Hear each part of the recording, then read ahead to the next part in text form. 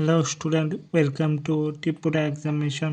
তো আজকে আমি তোমাদের জন্য নিয়ে আসলাম English grammar part of speech.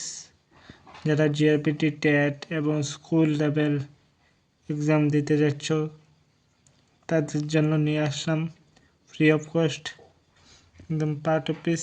তো English grammar part of speech. 1 number, noun, pronoun, adjective, verb, adverb, preposition, conjunction, interjection। এটা ছিল পার্টপিসের টাইপস অফ পার্টপিস, মানে 8 রকমের পার্টপিস আছে। তো আজকে আমরা নাউন এবং প্রনাউন নিয়ে আলোচনা করব। নাউন মানে কি? নাউন মানে যে এই পৃথিবীতে যে শব্দ দ্বারা কোনো কিছুর নাম বোঝায়। নাউন মানে কি? এই পৃথিবীতে যে শব্দ দ্বারা কোনো কিছুর নাম বোঝায় তাকে নাউন বলে। এবার নাউনের ওইটা ভাগ আছে, 5টি ভাগ আছে। দেখো কি দেখি তা। প্রথমটা হচ্ছে প্রপার নাউন। প্রপার নাউন মানে বিশেষ নাম। কমন নাউন জাতিবাচক নাম। কালেকটিভ নাউন সমষ্টিগত নাম। মেটেরিয়ালস নাউন বস্তুবাচক নাম। অ্যাবস্ট্রাক্ট নাউন গুণবাচক নাম। এটাই ছিল নাউনের প্রকারভেদ। এবার আসলে হচ্ছে প্রপার নাউন কাকে বলে। প্রপার নাউন আমি কী করে বুঝবো? কোনো নির্দিষ্ট নাম বা স্থান বা জিনিসের নাম বোঝাইলে সেটা প্রপার নাউন। এক্সাম্পল রাজা, যেমন ইন্ডিয়া, ত্রিপুরা। কমন নাউন বলতে কি বোঝো? কোনো ব্যক্তি বা জিনিসের নাম যখন বোঝাই তখন আমরা কমন নাউন ব্যবহার করি। যেমন এক্সাম্পল বয়, সিটি, সেটা একদম কমন, সবার জন্য কমন, এটা কমন নাউন।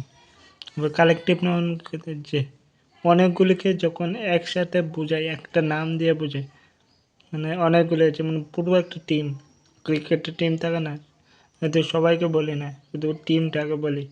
ফ্যামিলি একটা গ্রুপ, ক্লাসের ভিতরে হোয়াটসঅ্যাপ গ্রুপ, সেটা।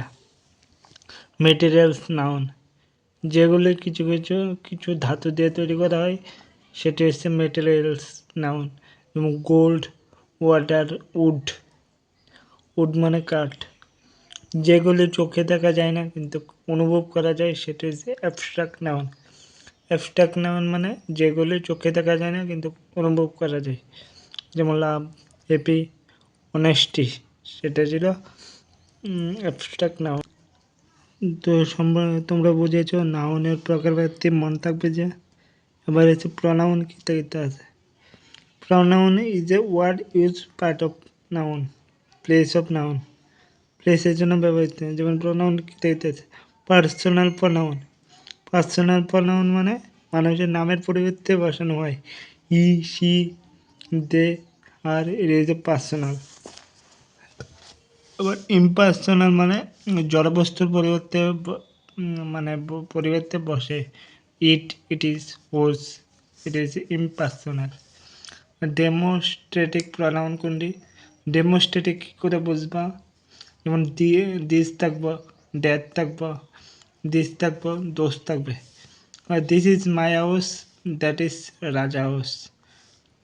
এই দিস ইজ এ কাছের কোনো কিছুর জন্য বোঝানো হয়, আর দ্যাট মনে রাখবে দূরে কিছু বোঝাতে দ্যাট ব্যবহৃত হয়।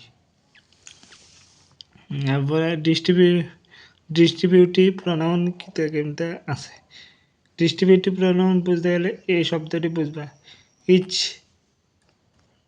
Either, neither, everyone, any, none, এগুলি থাকলে ডিস্ট্রিবিউটিভ প্রনাউন। ইচ মানে আলাদা, ইচ মানে সিঙ্গুলার, দুইবার তার বেশি সাবজেক্ট ইচ দিয়ে যুক্ত হলে ভাব সিঙ্গুলার হয়।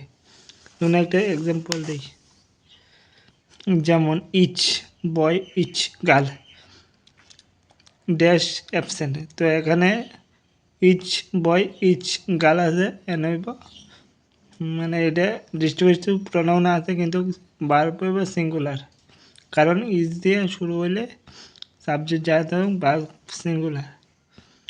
নাইদার থাকলে সাবজেক্ট প্লুরাল থাকলেও verb singular.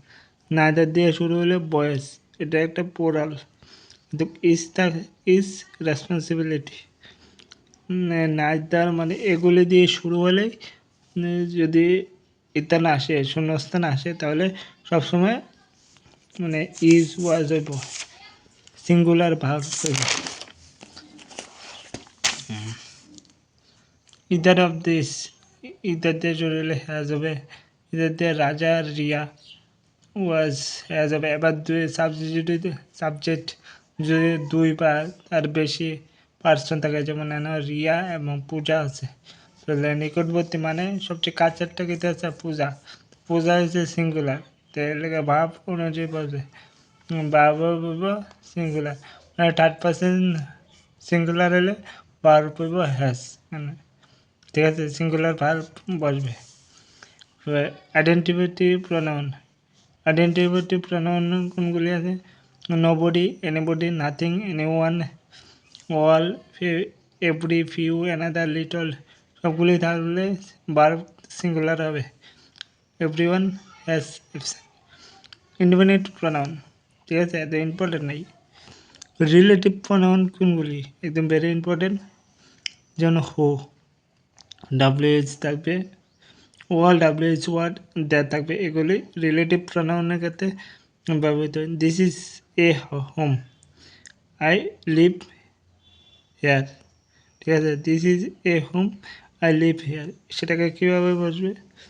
This is the house which I live in, which মানে আমি যেখানে বাস করি।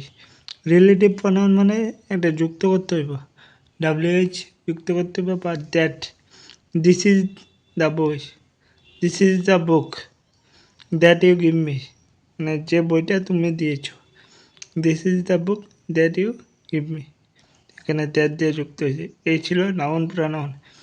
তো ভিডিওটি কেমন লাগলো অবশ্যই কমেন্ট করিও, এরকম আরও ভিডিও পেতে চ্যানেলকে সাবস্ক্রাইব করে দিও।